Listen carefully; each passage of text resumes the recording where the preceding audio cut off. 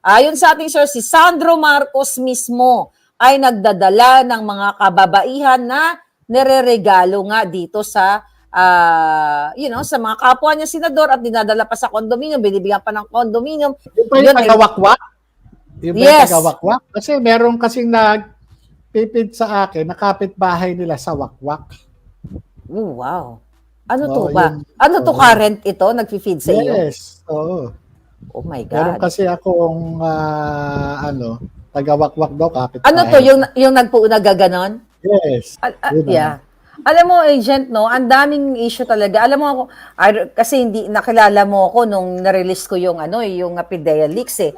Pero gusto kong tanungin sa iyo bilang isang pulis, Alam mo, nung December, meron akong nilabas dito na issue galing mismo ito sa loob ng Congress na bago mag-break, bago mag-Christmas break, ang Congress ay nagpa-party. Etong sila Tambaluslos, itong mga kongresista, at etong si Sandro Marcos na nagbigay ng tig 2 million actually sa mga, according to my source, dito sa mga kongresistang mga ulupong. At aside from that, meron pang dinalang mga kababaihan na niregalo sa mga kongresista.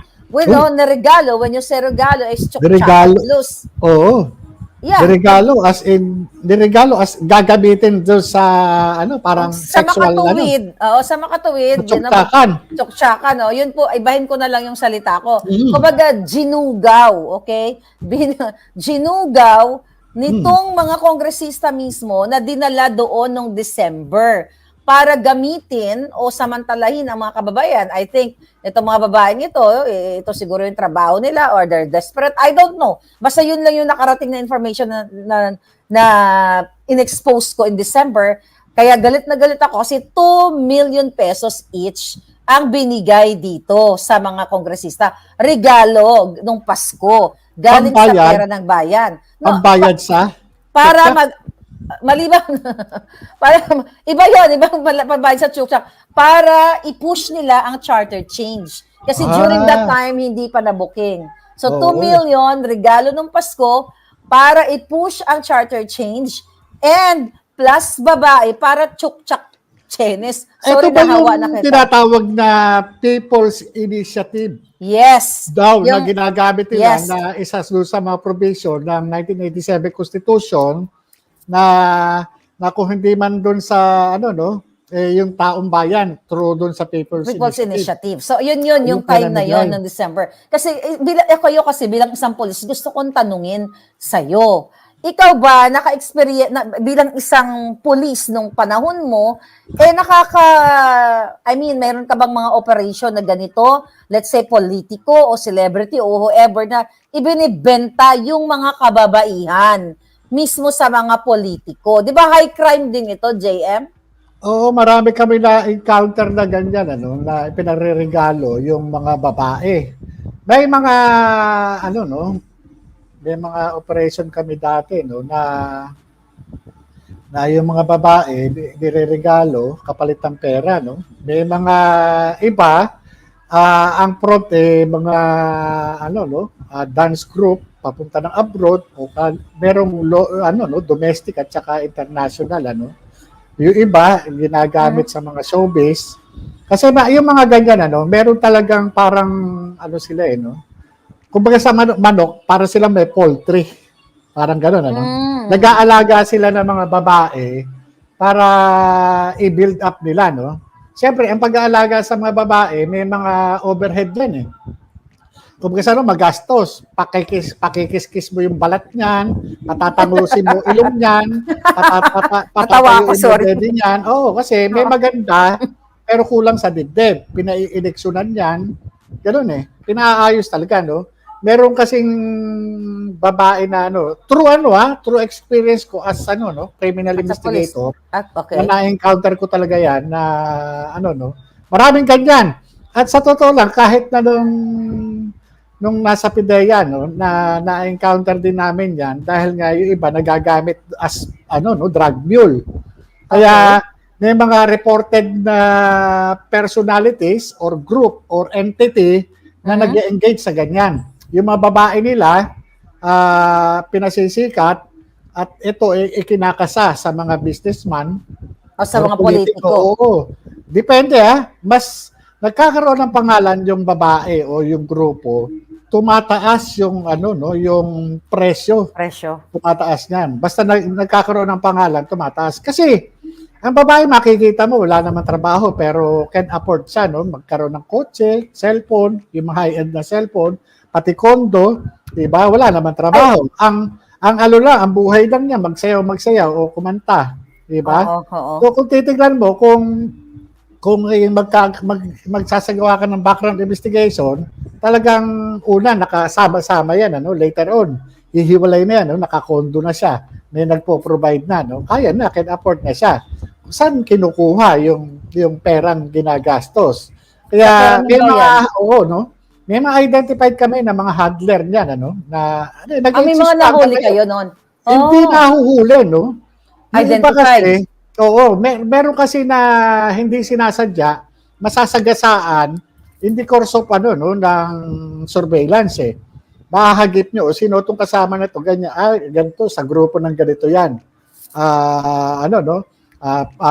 Parang female o boy, boy band o boy dance group, gano'n Okay. Ma-engage mo kasi, Dance group, kunyari, yun pala. sing and dance, gano'n, Okay. Yung iba dyan, bakla, ang mga hindi naman wala tayong inaano sa Wala mga... tayong dinidiscriminate. Kasi sa ako, JM, pwede mo natatanong, bakla po ako. No, just kidding. Oo. No, ang sa... Oo. Yun na ang isa doon sa may mga kami nahagip na mga ganyang issues, mga kaya lang hindi namin pinapatos dahil nga hindi sakop nung namin ng trabaho sa drugs lang kasi kami. Yung pero nahagip namin yan. Wag lang talaga lilinya as drug mule, talagang makukuha namin. Namin. Pero kagaya halos yung pattern na yan nasundan ko mula nung pulis ako Okay. Na, kagaya dyan sa Makati, Makati area, malapit sa Cartimar, may mga isang dyan, na apartment, talagang nandun lang yung mga babae, doon na nakatira. Later on, makikita mo, talagang pag nagkaroon na ng mga customer yan, tumataas na rin yung kanyang, yung kanyang lifestyle. Kasi kung titignan mo, lalo noon, halimbawa, cellphone na lang sa iPhone. Ang iPhone, magkano? Mga 70,000, ganito, di ba? 100 plus, di ba? Well, so yun saan kukuha ng pamilya? JM yung sa akin kasi, alam mo, hindi naman tayo, dyan, what you call it, we're not naive na hindi natin malaman. Actually, bago pa tayo pinanganak, nangyayari na yan, yung mga ganyang mga jugawan. Pero ang punto ko na gustong erase sa'yo, na yung expose ko, mismo ang mga kongresista ang nagdadala ng mga kababaihan at yung PSG po na nagsulat sa akin, na nag-text sa akin, na overwork daw sila, overfatigue, lahat, yung mga maltreatment sa kanila ng gobyerno, na madaling araw, polboronic ang gobyernong ito, at nagchuchuktsakan pa, or nagsiswing, swing, nag-iba-iba ng partner. Yung mga tao na ito yung kanilang ginagawa, na hindi sila sa politika, bahala na yung mga polis sa kanilang manghuli. Pero ang pinag-uusapan po natin dito, sir, yung gusto kong sabihin sa taong bayan, na mismong sa loob ng Malacanang, ayon sa ating source, may mga polboronic, inuman, jugjugan, o torjakan, tsuktsakan, whatever, kung anong mga word mo, wala namang problema yung makipagtsuktsakan. Aminin naman natin, di ba? Masaya makipagtsuktsakan. I mean, malahit lang natin yung usapan. Walang masama yan kasi lahat naman tayo ay bunga ng ganyang. Yan yung tinatawag na biological needs. Yes. Sa mga legal o tamang pamamaraan. Pero ang natin dito, nakita ko na yung gusto mong point out ano yung liability? Yun, tatanong ko sa'yo as a police. Ano yung liability ng mga tao na involved dito? Lalo na doon sa mga nagdadala o pumapayag. Meron ba silang liability? Meron. Ito yung tinatawag na qualified trafficking. High crime, right? High crime. Ito, grave offense yung dito. Yan yung gusto kong tumbukin. Meron kasi tayong tinatawag na trafficking in persons. Kumbaga ito yung dun sa Anti-Trafficking in Persons Act of 2003, ito yung Republic Act 9208, or yung Expanded Anti-Trafficking in Persons Act of 2012. Mas pinabigat pa. So, dito, yung mga involved dyan, halimbawa, manager o talent manager na nag-engage ka doon sa pagbubugaw doon sa iyong mga alaga talaga non-bailable offense yan Non-bailable pala yan. Oo, ito yung sinasabi doon sa section 4 ng 9208. Mas pinalakas pa nung section 6 ng RA 10364. Yun yung ito yung ginawa ng qualified trafficking. Kung sa ano ba itong mga nakapaloob dito? Recruitment, hiring, offering, transferring, harboring, or receiving any person for the purpose of prostitution, pornography, sexual exploitation under the pretext of domestic or overseas employment or apprenticeship. Maraming ganyan. Halimbawa, ikaw yung opisyalis ka sa isang institution, government institution ka, napaka-influensya mo halimbawa, ngayon nagregalo ka o nag-ano ka ng mga babae, o sige, sagot ko babae. Lahat ng babae. O yung mga lalaki, o sagot ko yung mga diyan, yung mga babae, sagot ko lalaki ninyo. Di ba? Parang gano'n. Siyempre, papayag ba yung mga diyan na lalaki lang ang magbe-benefit? Siyempre, yung mga babae, aasa rin yan. Lalo na yung mga nasa ibang kasarian. Di ba? Gano'n eh. Once na ang ginaano dyan, bakit pinapayagan? Meron ba silang liability sa ganyan? Yeah. Meron. Ngayon, hindi man sila maparusahan o hindi man sila mapailan ng kaso, pwede silang pailan ng mga concerned citizen or any person. Let's say, kunyari ako, na-witness ko yung isang... Oo, kung meron kang sabi niya, kung sino ba ang pwede mag-file ng complaint? Yung mismo na-traffic, yung traffic person. Human trafficking oo. Or yung asawa niya, or yung kanyang magulang, or yung guardian, or yung kapatid, or yung kanyang mga anak, or any person who has personal knowledge of the offense. Yan. Kumbaga sa Grabe. kahit na halimbawa sa isang institution, hindi naman ikaw yung kasama rin sa manager o hindi ikaw supervisor, pero janitor ka na witness mo. May personal knowledge ka, pwede ka maging complainant. Ganun pala yun. Oo. So, kapag naka-witness pala ako, well, ako kasi, puting asang yung nagsabi sa akin. So, dyan pala sa Pilipinas, lalo na sa Kongreso at sa Malacanang, kung nakikita nyo nagsiswing-swing yung mga bangag, di ba? Janitor ka lang, pwede pala mag-file ng gano'n. Yes, oo. Yun lang yung malungkot. Kasi, JM, ang pinapakita natin dito kung gaano na kasi katalamak yung gobyerno nating bangag. Imagine niyo, bago pa po tayo magkakilala, bago ko pa na-expose yung dokumento na nakarating sa akin, na kayo yung pumirma, eto na yung topic ko na mismo ang mga kongresista, ayon sa ating sir, si Sandro Marcos mismo ay nagdadala ng mga kababaihan na nireregalo nga dito sa sa mga kapwa niya senador at dinadala pa sa condominium, binibigyan pa ng condominium. Yan po yung nakarating sa ating putingas. Imagine mo mula sa anak at isa pang anak na nagpupulburon din ni Marcos Jr. na sumisinghot din. Yung pa yung tagawakwak? Yung ba yung tagawakwak? Kasi meron kasing nagpipid sa akin na kapitbahay nila sa wakwak. Oh, wow. Ano to ba? Ano to current ito? Nagpi-feed sa iyo? Yes. Oo. Oh my God. Meron kasi akong tagawakwak daw kapit. Ano to yung nagaganon? Yes. Yeah. Okay. So actually doon pa lang nung nasa Pilipinas ako talagang nakakausap ko itong isang anak ni Marcos Jr. na sabog talaga yung itsura niya. Kaya doon pa lang nung moment na yun sabi ko ano ba to? Bangag ba to? But anyway, baka same same anak, no? Ano ba to?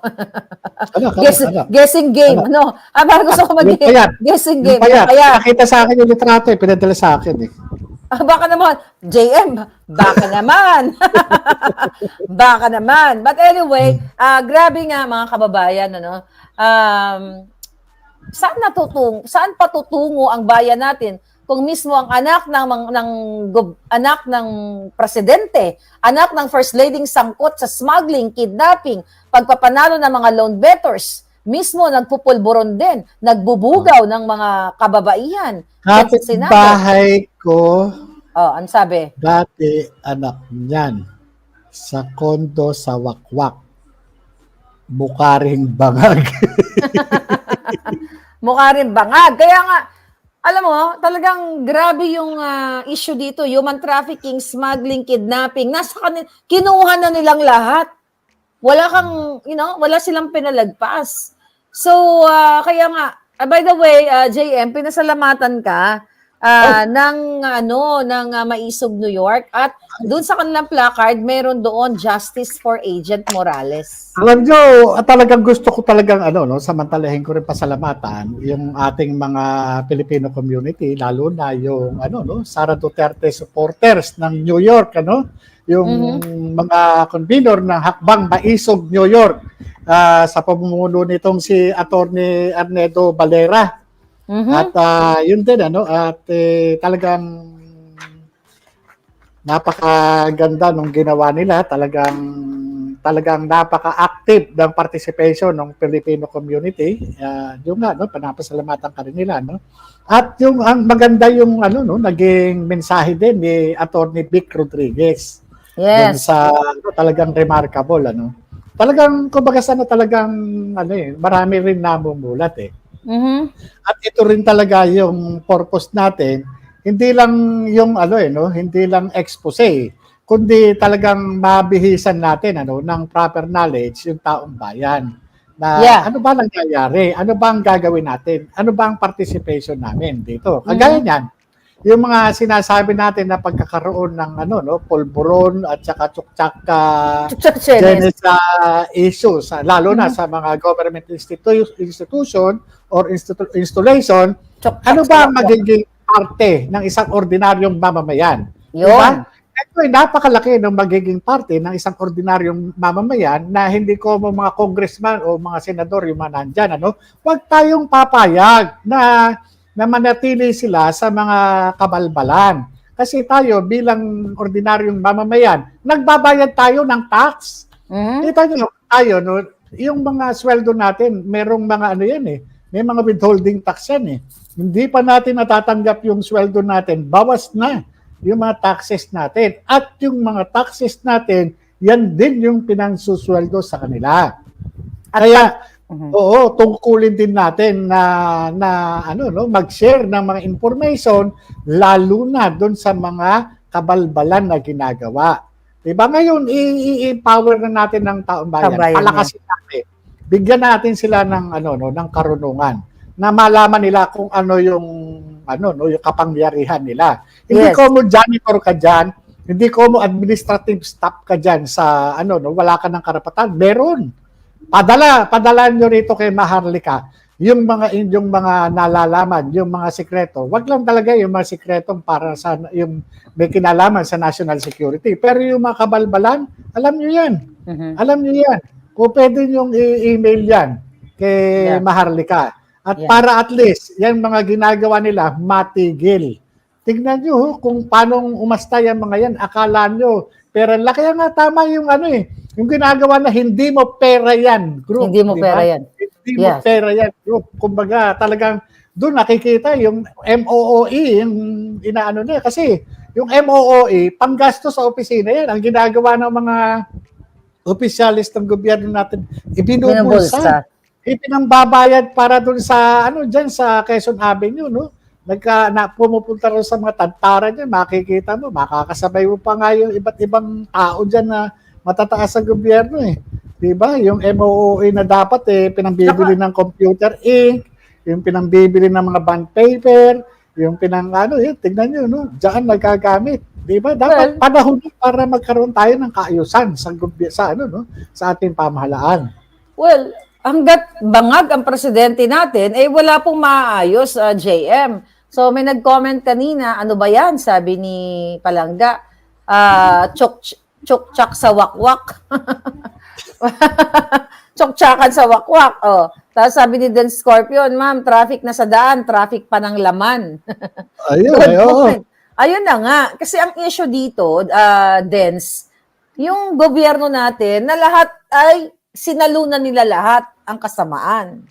Magsimula dito, yun yung pinag-uusapan namin na binibenta ang laman sa loob ng Kongreso at tsoktsakan, swing, or doon sa loob ng Malacanang, party here, party there, with polvoron session, tapos yung mga PSG natin, sinisigaw-sigawan ni Lisa, hindi nila trato ng first family, overwork sila, kaya yung iba sa kanila, agent, ay nagre-resign na, nag-early retirement itong ating sundalo. Alam mo, ang isa doon sa nakakalungkot, lalo na tinatrato nilang ganyan ang PSG. Alam niyo ba ang mandato ng isang miyembro ng Presidential Security Group?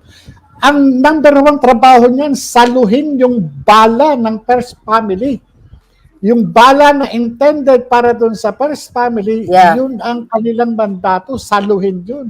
Tapos gaganyanin nila. Napakasakit, Kumbaga sa hindi man lang nila inalintana yung sakripisyo nitong mga tao na to. Napakahirap maging isang miyembro ng PSG. Iba ang ginagawa niyan kaysa rin sa karaniwang sundalo o pulis. Napakahirap. Biro mo, tapos ganyan, magpapakita sila ng kabalbalan. Nagbubulag-bulagan na, nagbibingi-bingihan.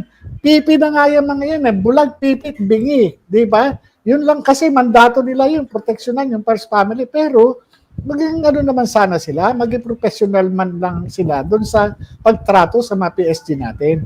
Kaya nga po umaalis, agent, ang mga PSG, nagre-resign, nag-early retirement. Yung iba nga dyan, isa nga dyan, na-report ko, nag-gurgur sa kanyang sarili. Dahil pinahiya, at iba pang mga issue doon. At hindi nagsasalta ang pamilya kasi takot. Kinonfirm po yan ng informanti ko. Actually, magkaibang persona ito na talagang nagurgur itong kawawang PSG dahil sa mga ginawa ni Lisa Araneta Marcos o Lisa Tanas. So,